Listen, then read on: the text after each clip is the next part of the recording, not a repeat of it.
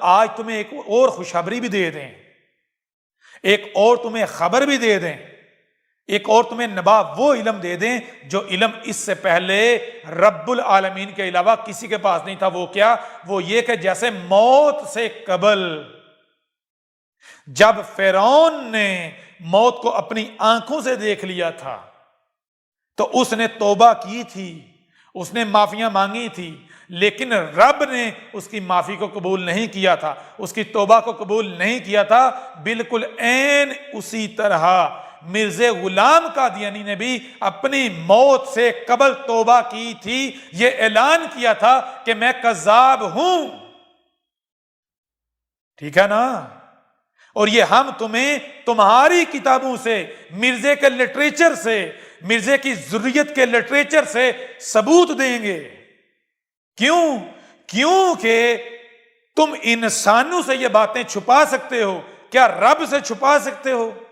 اور ہم یہ چیلنج کرتے ہیں، جب ہم یہ ثبوت سامنے لائیں گے تو دنیا کی کوئی طاقت اگر یہ ثابت کر دے کہ نہیں، مرزا نے توبہ نہیں کی تھی، مرزا نے اپنے آپ کو کذاب نہیں مانا تھا موت سے پہلے، تو جو سزا کہو گے ہم بھگتنے کو تیار ہیں، ٹھیک ہے نا؟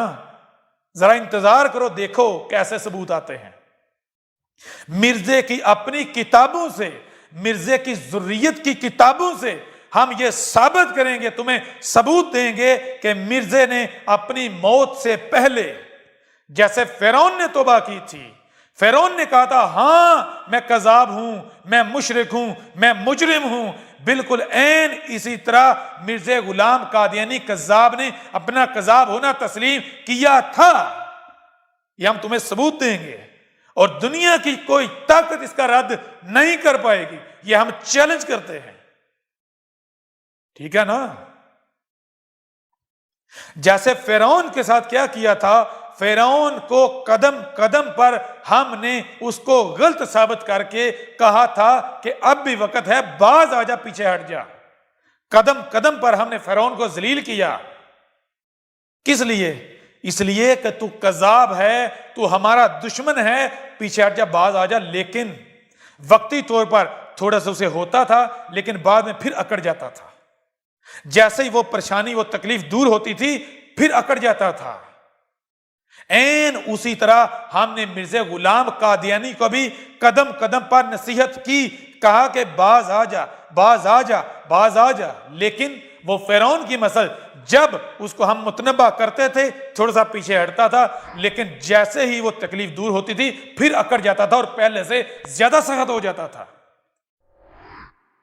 بالآخر جب فرعون نے موت کو اپنی آنکھوں سے دیکھ لیا، جب ہم اسے نشان عبرت بنانے جا رہے تھے، تو اس وقت فرعون چیخ اٹھا، پکار اٹھا۔ بالکل عین اسی طرح مرزا غلام قادیانی نے بھی جب موت کو اپنی آنکھوں سے دیکھ لیا تو چیخ اٹھا، پکار اٹھا، لیکن ہم نے کہا نہیں، اب ہم تجھے نشان عبرت بنائیں گے، اب وقت گزر گیا توبہ کا، اب توبہ کا دروازہ بند، تو نے جو کرنا تھا وہ کر لیا، ٹھیک ہے نا؟ جب موت ہم سامنے لے آتے ہیں اس وقت تو فرعون جیسا بھی توبہ کر لیتے ہیں، معافی مانگ لیتے ہیں، اب تو اپنے دعوے پر ڈٹ کے دکھایا۔ تو مرزا غلام قادیانی کذاب بھی اپنی موت کے وقت موت سے پہلے لکھ کر دے کر گیا تھا، لکھ کر اپنے ہاتھوں سے، اپنے قلم سے اس نے لکھا تھا کہ میں کذاب ہوں، میں مجرم ہوں، لیکن اس نے جو لکھا تھا وہ چھپایا گیا۔ وہ چھپانے والے کون تھے؟ اور حرف بہ حرف ہم تمہارے سامنے یہ ثبوت لے کر آئیں گے۔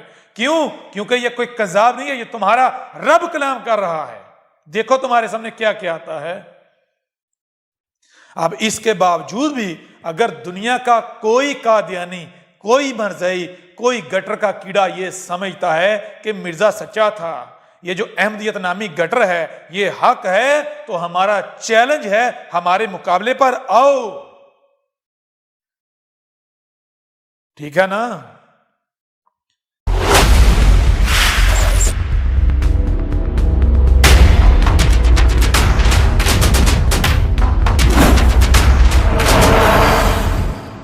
مرزا غلام قادیانی کون تھا؟